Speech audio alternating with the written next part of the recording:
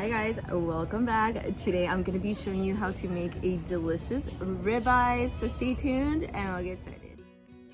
So to get started, you guys, the first thing you want to do is go ahead and season these bad boys, and you want to make sure that they are room temperature before you get started. That's going to give you the best cooking process, which we definitely want to have when you're splurging on some ribeyes. And the seasonings that I used are just salt, some fresh cracked black pepper, and some garlic powder, but you guys can use whatever your heart desires. I also recommend lemon pepper, or you can also just use your store-bought steak blend. That also works wonderful. And you want to overdo this part. I know it might seem like we're using a lot of seasonings, but what's going to happen is that you are going to be losing a lot of this throughout the whole grilling process. So you want to overdo it and make sure that these are well seasoned, and make sure that you get those sides, you guys. As you can see, I'm going to be patting them down on the side with that seasoning that fell out when we were doing the top and the bottom of your steaks. And also you want to allow these to sit out for 30 minutes after they are seasoned. Now what that's going to do is it's going to draw out a lot of the moisture and allow you to get those beautiful sear marks that we all love to see, especially when you are working with the ribeye. Presentation is also important, you guys. People eat with their eyes and you're splurging, so you want to give everyone the best steak experience possible. So while they are sitting out, what you can do is prepare your veggies. Now you can use whatever you like. I opted for some potatoes. I just added some pads of butter and some seasoning, some lemon pepper, chili powder, and garlic powder. But you guys can also, again, use whatever your heart desires. Just make sure that it is tightly sealed. And these will actually go in first. They can go in while your grill is preheating, because they actually take a lot longer than the steak. The steak takes like 8 minutes. These take like 25. And I also did some corn on the cob. And the reason why I picked these two, it's because there's pretty much no fuss. I don't have to, flip them around and keep messing around with them. And that way, all of my attention can go to the steaks.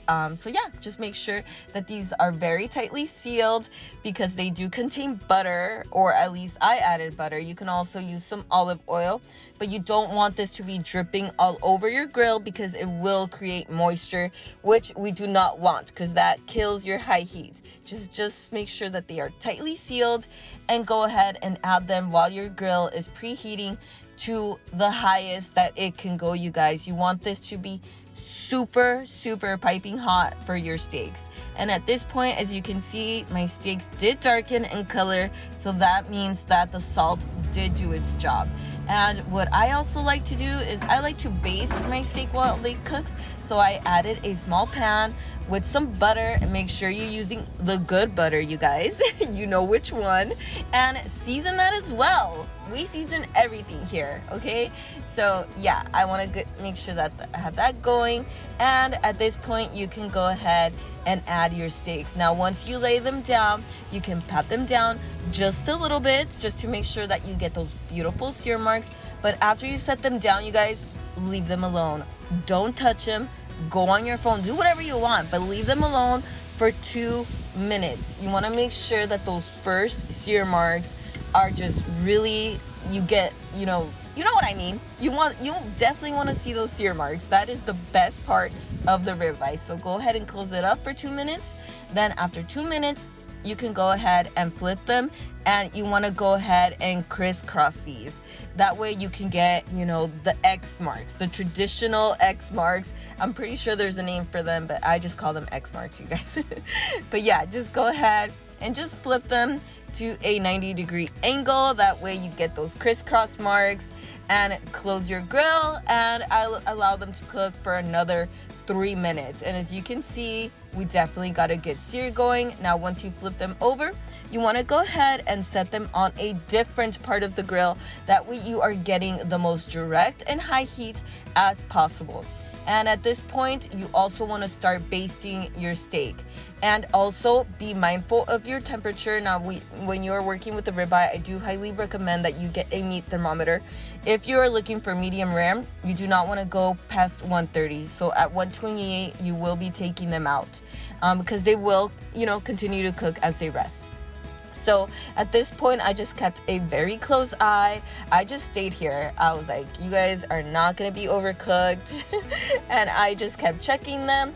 And of course, basting them. You want to make sure that they are very well seasoned. And as you can see, one of them is slightly smaller than the other one. So they are not going to be cooking at the same time. You know, size does matter. So you definitely want to keep an eye on them. I can already tell that the one on the left was going to cook a lot faster because it did start curling up. So that's a big sign that it is almost done.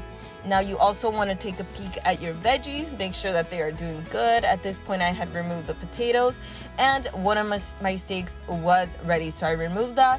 And then what I did is I moved the steak that was taking the longest onto what appeared to be the hottest part of the grill. And at that point, just keep checking them, stay on it, because they will go from done to overdone real quick. So you definitely want to keep an eye on them. As you can see, this one was also ready. So I removed it, and you want to allow these to rest, you guys, for at least 10 minutes. 15 is preferred. And as you can see, they are very juicy. That is not blood. They are the meat juices. And after 10 minutes, go ahead and slice them up. And I like to arrange them in a platter. That way everyone can serve themselves as much as they like. And as you already know, presentation is important, especially to me. I believe people eat with their eyes. And if you're gonna be preparing a delicious meal like a ribeye, you wanna go all out, you know, you wanna show out a little bit. So yeah, I like to go ahead and serve it up in a platter. That way it's more like family style. You know, you can serve yourself as much as you like or as little as you like. Although I don't think you'll have that problem. But yeah, I went ahead and I added my delicious corn on the cob. As you can see, that one got a little crispy, but that's not a problem. That's actually what I was going for. That's flavor. And then I did also add my homemade chimichurri, which I made the night before. And you guys, if you like this video, please don't forget to give me a thumbs up. Also, don't forget to subscribe and go ahead and share my channel with your loved ones. It really helps me grow and I would really appreciate it, you guys. But yeah, I really hope that you guys get to check out this recipe and let me know if you like it. Thank you for watching. I will see you guys next time. Bye.